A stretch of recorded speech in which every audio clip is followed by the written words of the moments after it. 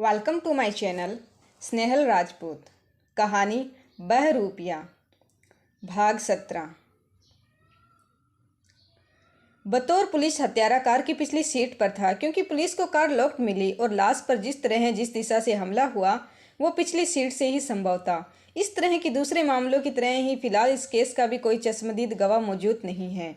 साथ ही पास स्थित petrol pump का भी मालिक लापता है। न्यूज का ये भाग सुनकर अनुष्का और भी सकते में आ गई। ठीक यही सब तो वो सपने में देख चुकी थी।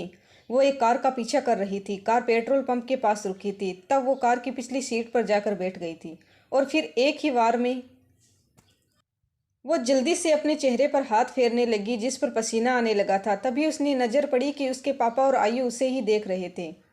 अब उसे सहन नहीं हुआ और वह उठकर अपने कमरे में चली गई। पुलिस ने घटनास्थल की जमीन से एक विशालकाय पंजे जैसे फुटप्रिंट भी बरामद किए हैं जिसकी एक बार में तो पहचान नहीं हो सकी है, पर शायद फोरेंस एक्सपर्ट कुछ बता सके। अनुष्का अपने कमरे के दरवाजे के पास पहुंचकर ठिठक गई जब उसने यह न्यूज एंकर की आखिरी लाइन सुनी। अब तो शक की कोई गुंजाइश ही नहीं रह गई थी कि इन दिनों जिस रहस्यमय हत्यारे ने सारे शहर को हलाकान कर रखा है वो शेडो ही है। वो आयु के साथ मॉल में थी। कहने को तो वो शॉपिंग पर निकली थी, पर असल में वो बस यहाँ वहाँ भटक रही थी। उसकी कुछ भी समझ में नहीं आ रहा था कि वह क्या करे। इन सबको नज़रअंदाज करना बहुत मुश्किल हो रहा था। शहर में निर्दोष लोग मर रहे थे। पुलिस कुछ नहीं कर पा रही थी क्योंकि वो भी अंधेरे में ही थी। जो हकीकत थी उस बारे में तो वो सोच भी नहीं सकते थे और वो इकलौती थी जो सारी सच्चाई जानती थी। तो क्या पुलिस के पास जाऊं? क्या वो विश्वास करेंगे कि उनके शहर में एक वेयरवुल्फ घुस आया है?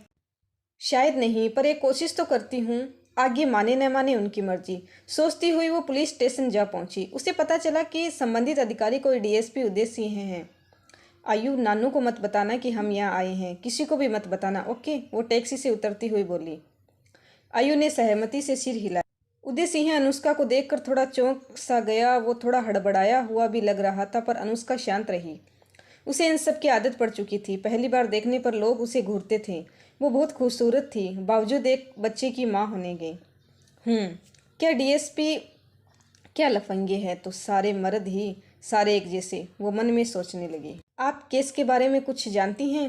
कुछ देर बाद उदय बोला। अनुष्का उसके सामने बैठी थी। हाँ, वो मुझे लगता है मैं शायद कातिल को जानती हूँ, वो जल्दी से बोल गई। उदय उसे घूरने लगा, साथ खड़ा इंस्पेक्टर निखिल दवे भी।